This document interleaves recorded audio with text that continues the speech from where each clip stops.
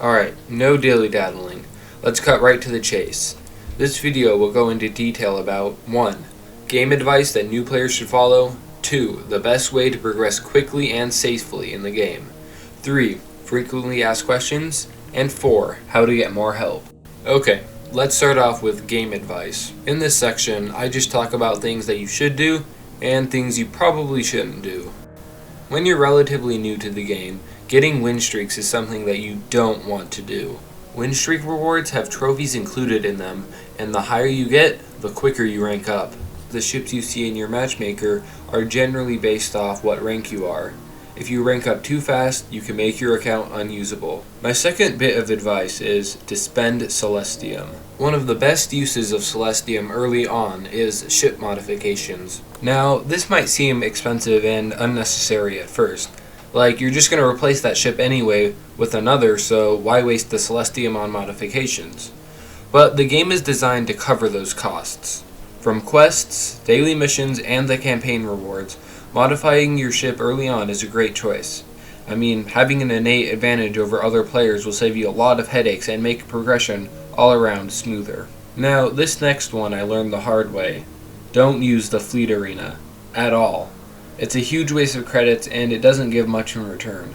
Now, my last bit of advice before we get into the next section of this video is the Vulcan Turret is your best friend. Every Vulcan Turret model, from stock to Black Market 2, is just amazing, at least in the beginning of the game. From about level 1 to 40, this gun is generally superior to every other weapon in the early game. It can tear through armor and shield quickly, and on smaller ships it can eat them up very fast. While lasers and missiles, they're still pretty decent, they don't do the damage per unit that the Vulcan Turret can manage. The reason I say this is because for me personally, I just spammed Vulcan Turrets, the Black Market 1 and 2 and stock models. They all pretty much work the same, and this is what carried me to the Battleship class. So it seems to be a decent method, and as I tested it recently, and it seems to still be working pretty decently against the new meta. Now we make our way into the next section of this video. How to progress quickly and safely. I recently created an alternate account to see how the situation for new players was going, and I'd say things are about the same as when I started a few years ago. So I'll just illustrate a basic outline for progressing in the game and being safe and not ruining your account and making it unplayable. So, this is a guide made by Ender Robo. It's a highly accurate look on ship performances and something you should definitely use a lot when thinking of making a ship purchase. He also made a weapons version of this list, so that's also a good thing to go off of too. Now, with that all laid out, here's probably one of the most new player friendly ship progression charts that I could come up with. So I'm going to assume you have at least a Corvette if you're watching this video, so I'm going to leave out the fighters. So, starting with the Corvette, you can quickly move on to the Scythe, which generally dominates the cruiser class. You can go the Hammerhead or Rapier route, but the Scythe works fine. This ship, it works well with lasers and ballistics, and it can beat almost every campaign challenge. I would recommend that you modify this ship because it really speeds up progression. Now, our next ship is the Morningstar. This thing is a ballistic beast that you're going to want to spam Vulcan turrets with. This thing will carry you into battleships, and it can even take down some of them. Now, we move on to the easiest part of your journey, battleships. The clear winner here is the Wraith. This thing is a laser god and is the best standard battleship in the entire game. This ship has the laser damage bonus on its upgrade menu, and pair that with the arc fusion array, well, this thing can carry you into the carrier class. Speaking of which, here's where it gets a bit tricky. You're not going to be high enough of a level to unlock the best carrier, so you're going to want to start out with the Baron. This ship spams Vulcan turrets really well, and it's a great way to rack up XP and credits for your next purchase of the Captain. The Captain is a great carrier that can get you really far in the game. This ship can take down a wide range of enemies, and if built right, it can even take down some super carriers.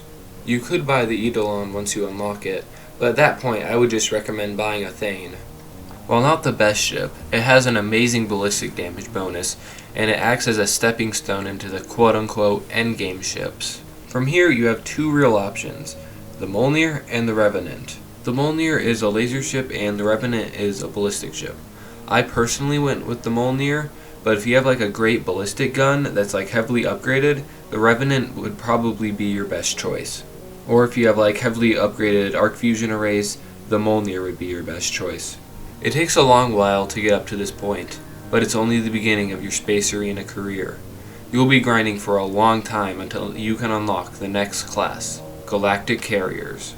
I would not buy the Rotari. I bought it when I was at that stage and I never used it. Because when I threw it into a battle, the matchmaker paired me up with really high level Galactic Carriers and I could not win any games with it. I would highly recommend not buying the Rotari and just grinding to level 56 to unlock the best ship in the game, in my opinion, the USS Centurion. I would recommend using all your Celestium to fully modify this thing. I personally bought Celestium with real world money to modify it, but I'm sure you can get it naturally in game. It's a pricey purchase, but it'll help you for the rest of your journey. So the Centurion has a ballistic and penetration ship bonus, making it the perfect ship for the capital cannon. Now, before we move on to the next section, I'm going to tell you a few things you should remember. 1. Using Celestium to skip ships you know you're going to lose to is one of the best uses of the currency. It's worth it to spend a few Celestium rather than wait half an hour until your ship is repaired. And 2. Don't buy more than 2 ships per class. This can make you not have enough credits for the ship in the next class, and you can get stuck facing ships you can't beat. Now, our second to last section, frequently asked questions. Let's start off with the one I see the most, the BM and MK2 confusion. In recent updates, the devs have changed the identification of special modules from MK to BM. BM stands for Black Market. So BM1 equals MK2 and BM2 equals MK3. So when reading any guides, keep this in mind. Another question I see a lot is, when will there be an event? Sorry, I meant when you log onto the game and you see that screen that says, you were attacked by this player, is that a real person? And why are they attacking me with crazy ships? Put it bluntly, no. It's just bots attacking you with experimental ships, many of which are actually fan-made ships that might get implemented into the game sometime. So those are the 3 main questions I see asked a lot. Now let's move into the final section of this video, how to get more help. You can find pretty in-depth guides and explanation for Space Arena things online, but if you have a more detailed question, the Space Arena Discord is your best bet at getting it answered. You can ask your questions in the general chat, or if it relates to your account or more technical problems, the community managers Alex and Serge are always willing to help sort out your issues, though only bother them with more urgent problems. If you want help with more basic issues or just help understanding a game mechanic or a ship build or something, you can always DM me and I'll get back to you soon with an answer. So I would say that wraps up some pretty good pointers for new players. Remember, I'm always willing to help even with the simplest of Space Arena questions. I hope that at least helps someone out there, and I'll see you all in the next one. Later.